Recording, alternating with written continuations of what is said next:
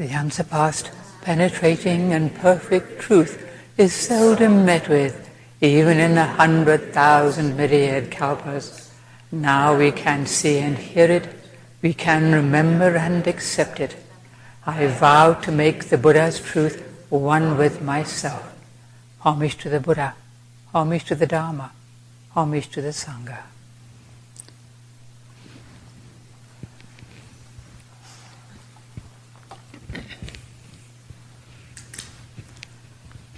Today I thought I'd talk about fire, the fire of impermanence, because you all know about those terrible fires that we've had in California this year, in Redding, Paradise, and other places further south. And most of us can't imagine what it would be like to be suddenly fleeing for your life, maybe coming out of a dead sleep and suddenly you're fleeing for your life and leaving everything behind, and then it's gone. What would that be like? You know, everything you know and everything you've had, gone. And of course a lot of people have died and we don't know how many. How do people respond when this kind of thing happens to them? With shock, you know, fear, terrible fear, grief, anger, and maybe gratitude for what they still have, and that they're still alive and their family is still alive, you know, that they're not hurt. Even when they are hurt, we're alive. When something like this happens to others, we feel deep compassion and we want to help. We don't judge people who've been through something like that because we don't know what it's like. Or if we do know what it's like, if some of us have been through it ourselves, even less would we judge them. We'd sort of think, it's really hard, I know what it's like. If someone's angry and unreasonable, someone who's been through something like that, we think, let's cut them some slack. They've been through something really terrible. And that they're still suffering greatly, you know, traumatized by what's happened and worried about their family, worried about people they don't know if they're living or dead, you know, things like this. A great tragedy like this cuts through our little judgments and our opinions and our clinging to this and that. Whether we're directly involved or not, we see things in a different way, a bigger and kinder way. It just kind of cuts through all that trivial stuff that we kind of get stuck in so often. On a slightly, well, not really, on a smaller scale or a more close to a scale, just as much suffering maybe, but not so widespread. When someone's suddenly unkind to us, someone we know, suddenly they sort of bite, we might start to get angry. And then maybe we find that the person's spouse is dying or some other really sad thing has happened to them. And immediately our anger and our judgment evaporate. Oh, I had no idea, I'm so sorry. And we feel compassion. Especially, again, if we've had experience like that ourselves of somebody close to us dying or some great loss. In fact, things like this happen all the time. All of us experience loss, the fires of impermanence. They can sweep away everything in a minute. Sooner or later, everybody loses things, you know, people they love, whether small or large. But we can't live in fear of the fires of impermanence. We can't spend all our time worrying about what we're going to lose. We couldn't live. We have to live our life. Otherwise we just suffer a whole lot more, because the fear is the worst part, actually, the fear of what might happen. We can spend a lot of time and energy worrying about what could happen to us, and usually it doesn't, or it happens in a different way. And the things that do happen, like our town burning down, we couldn't have foreseen exactly. Certainly not when it would happen. We might have an ongoing anxiety about forest fires, but we can't live in terror. We have to live our life. We couldn't sustain it. All of us are affected by the fires of impermanence in big and small ways. We lose our job, we lose a relationship, things change all the time. We change all the time. And fire isn't always a bad thing. It can purify things, it can burn out the dross. We've all got dross. If you've got an illness, it can teach us acceptance and patience and kindness to others who have illness or pain. It can teach us gratitude for when you have a better day. It's not so painful, I don't feel so bad. Or when you get better, oh, I'm not sick anymore. How often do we think of that when we're perfectly healthy? I'm not sick today, I'm fine. We don't think of that unless we've been ill. So it actually helps us to learn gratitude and not taking things for granted. Noticing some little thing we hadn't noticed before that we might not notice if we hadn't had that suffering. If we're sick and we're living in fear of it getting worse or the pain being unbearable or something, it just makes it a whole lot worse. We suffer a whole lot more. Fear and dread may arise, but we don't have to feed them. We can do our best to sit still with what we have now. If it's really painful, just to do our best to bear it and accept it. It can be really hard to sit still with great pain, but we can try and do our best and trust that that's enough. We don't have to be perfect stoics.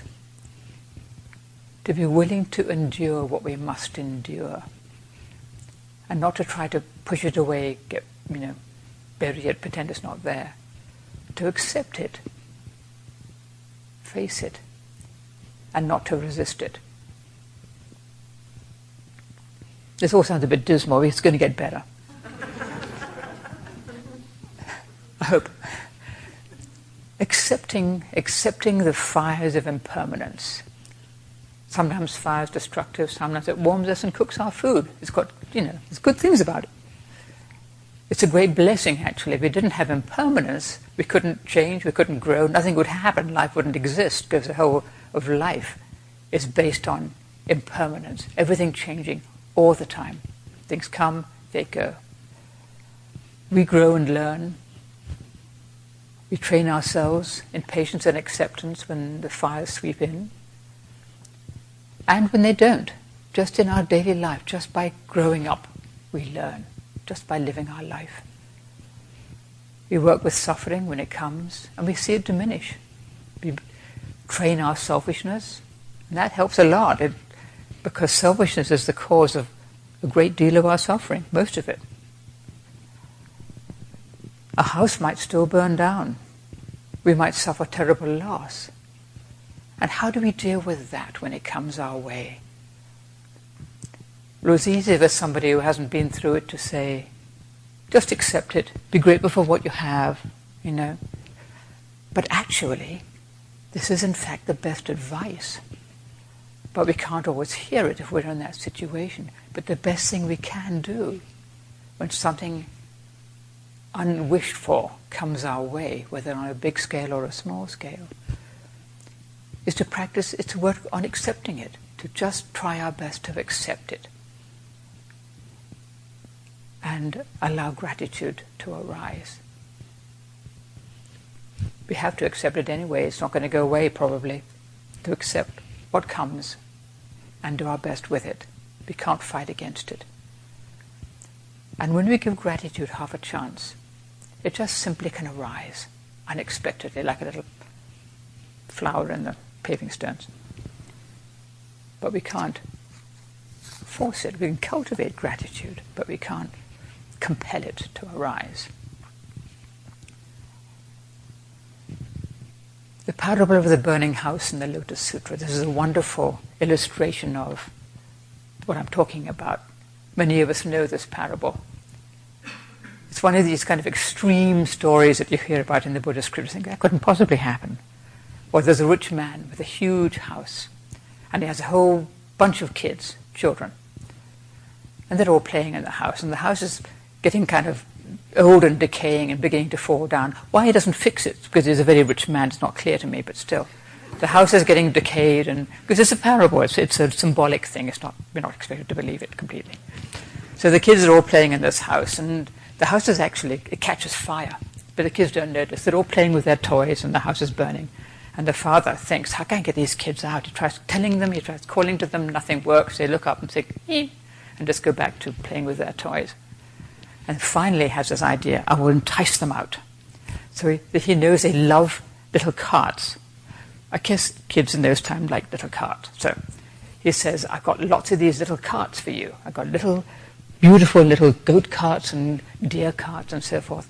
Come out and get them. The kids think, carts? Great. And they all charge out. And actually gives them a much bigger, nicer cart. This meaning that it's a parable for skillful means of training beings, to get them out of the house, to find the Dharma, the Mahayana, the great vehicle. And this is us. We're the little children playing in the house.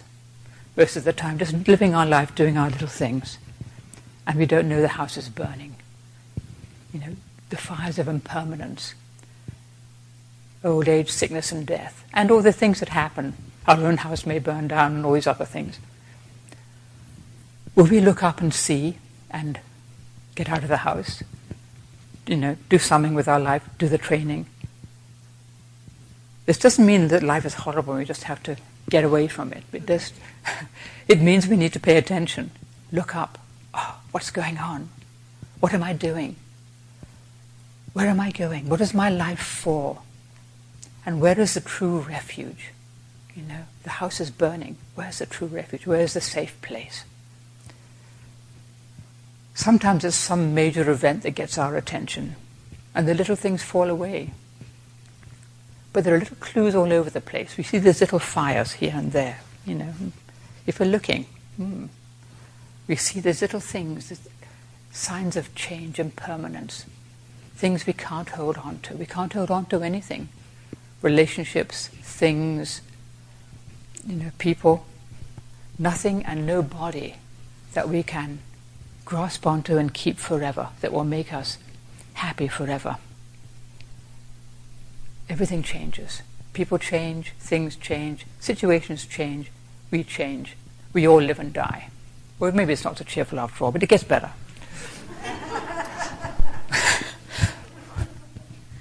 Well, yes, life is hard and then you die. And this being so, in part, maybe we can be kind, because everybody has suffering. Everybody is subject to these fires of impermanence. Nobody is exempt.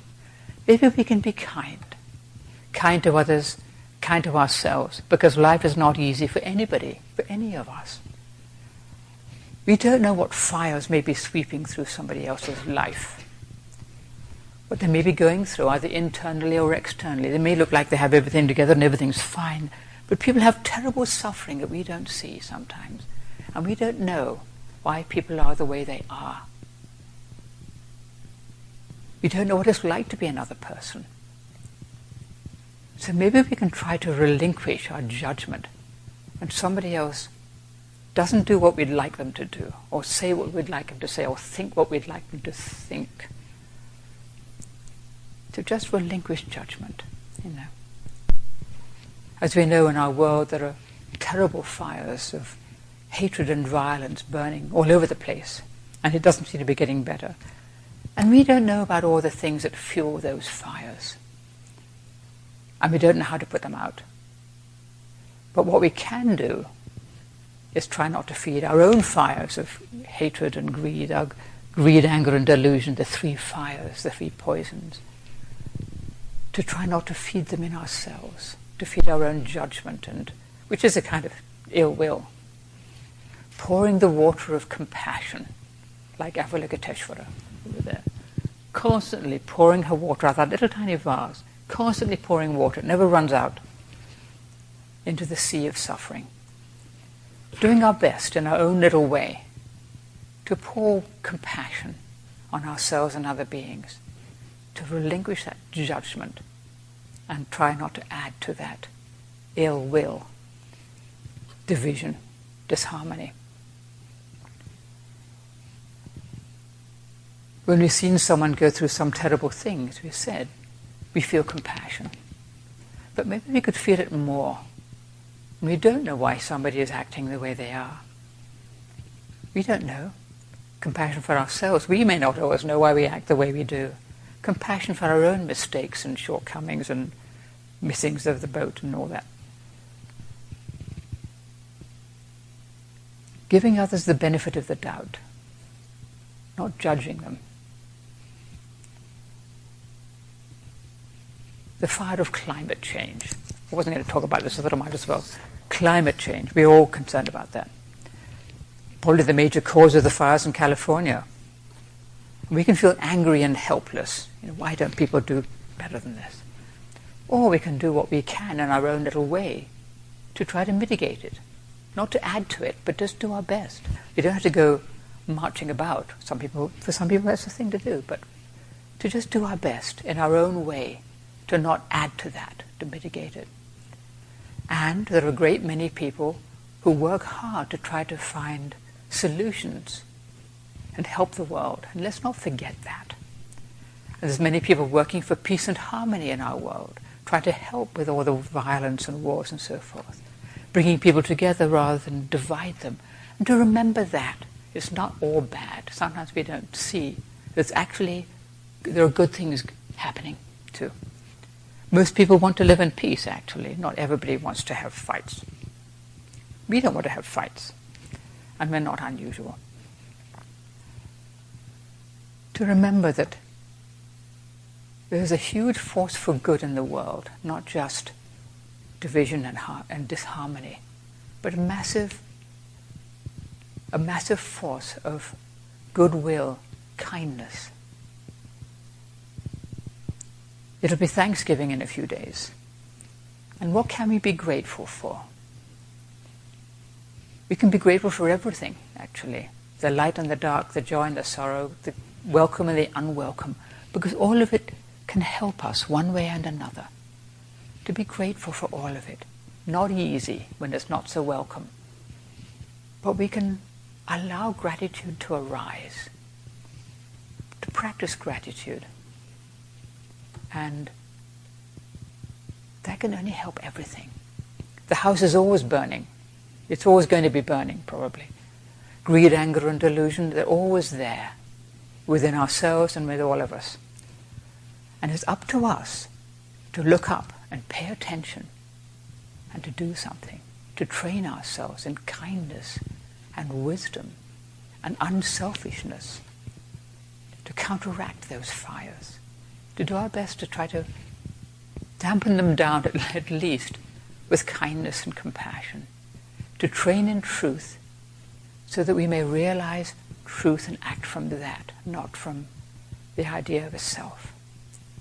And to use this little life that we have in the best way we can for the benefit of ourselves and everybody else. All beings, not just people, beings, animals, the unseen beings. All of them, and us. And that's our little talk for the day. Thank you.